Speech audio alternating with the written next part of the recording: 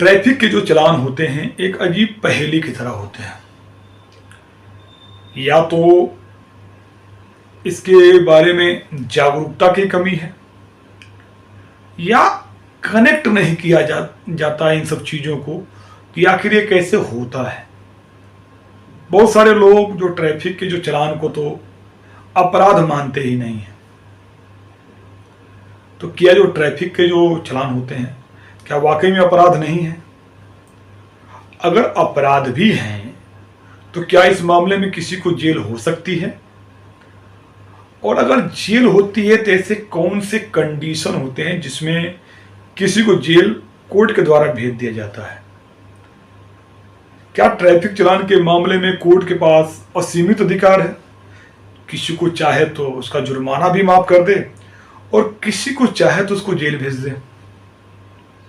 और अगर किसी को जेल हो गई कोर्ट के द्वारा तो क्या वही कोर्ट जेल को माफ कर सकती है या नहीं?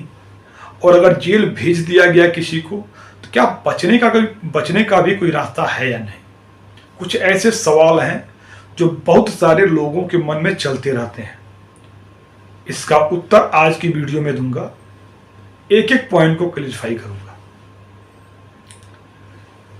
सबसे पहले इस चीज को जानना है कि जो ट्रैफिक के जो अपराध होते हैं मोटर व्हीकल एक्ट में जो लिखे गए हैं बहुत सारे अपराध, तो उसमें कुछ अपराधों के सामने सिर्फ फाइन लिखा गया है।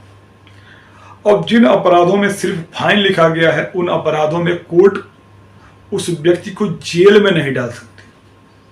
पहले चीज एक क्लैरिफाई कर देता हूं, जेल में सिर्फ कोर्ट उन्हीं लोगों को भेज सकती है जिन अपराधों में फाइन हो या सजा हो। यानी सजा होना जरूरी है, फाइन से उन्हें कोई लेना देना नहीं है। फाइन वाले केस में किसी के ऊपर अगर फाइन किया गया और वह व्यक्ति फाइन जमा करने से मना कर देता है तो इन डिफॉल्ट ऑफ पेमेंट के केस में कोर्ट से जेल भेज सकती है। लेकिन अगर वह व्यक्ति अगर फाइन किया गया है और पेमेंट जमा कर रहा है तो उसको जेल नहीं हो सकती। लेकिन जिसमें सजा लिखी गई है, जिसमें जेल के बारे में लिखा गया है, उसमें कोर्ट चाहे तो फाइन भी कर दे और जेल भी कर दे, कोर्ट चाहे फाइन ना करे जेल कर दे। लेकिन जेल कब करेगी कोर्ट, इसमें भी कुछ नियम कानून है। चालान बनाया गया किसी ट्रैफिक पुलिस के अधिकारी के द्वारा या पुलिस अधिकारी के द्वारा या स्टेट ट्रांसपोर्ट विभाग के किसी अधिकारी के द्वारा चालान बना दिया गया। अब जो चीजें उसने लिख दी एक पेपर पे, क्या वो पेपर में वो जो लिखी गई बात सही है?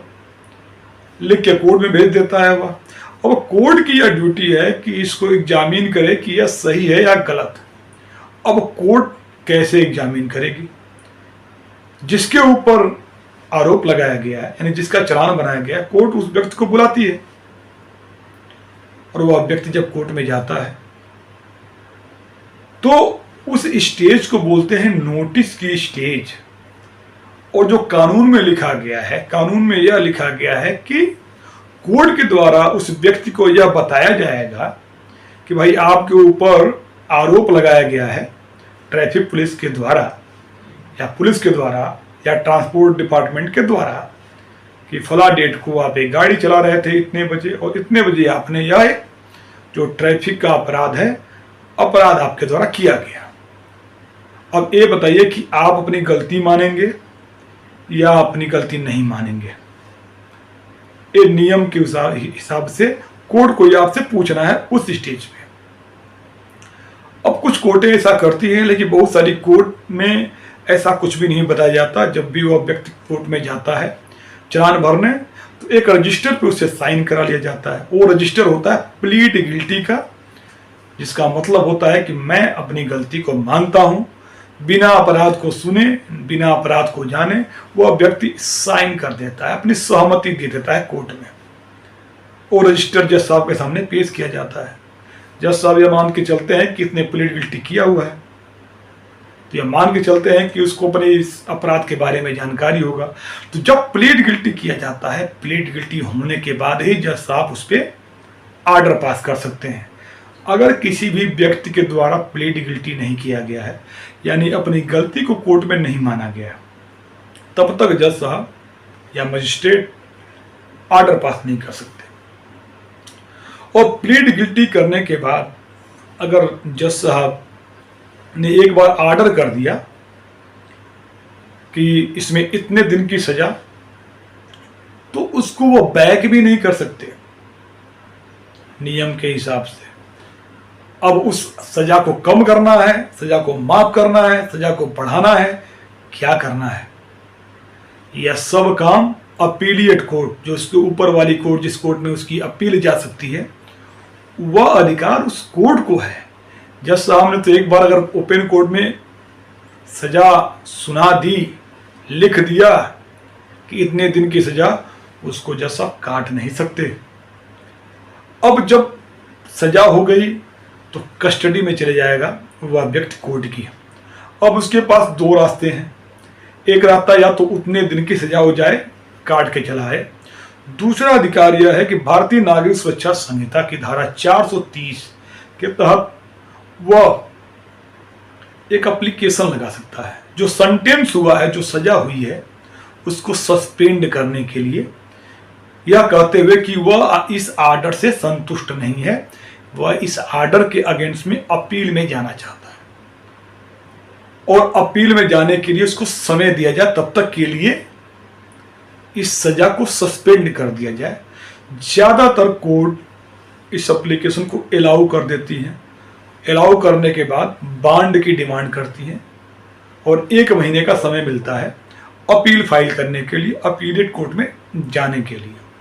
तो अपीलिएट कोर्ट में जाके अपनी बात को कह सकते हैं। अपीलिएट कोर्ट के द्वारा जितने भी उसमें पक्षकार हैं, सभी पक्षकार को नोटिस दी जाती है और सभी को सुनने के बाद और सब कंडीशन को देखने के बाद कोई फैसला किया जाता है। तो उम्मीद करता हूं कि दी गई जानकारी आपको समझ में आई होगी। फिर भी कोई चीज अगर छूट रही है, कोई सवाल बच रहे हैं या आपके कोई सवाल हैं, मुझे कमेंट बॉक्स में बताइए, क्योंकि आज की जो वीडियो ये आपके ही तो सवाल हैं, उसी के आधार पे बना रहा हूँ। तो कुछ अगर ऐसे सवाल हैं जो कि बचे हुए हैं और आपको लगता है कि ये पॉइंट भी क्लेरिफाई होना चाहिए, तो मुझे कमेंट बॉक्स में बताइए, उस पॉइंट को भी क्लेरिफाई करूंगा। अभी तक वीडियो में बने रहने के लिए आप लोगों का धन्यवाद।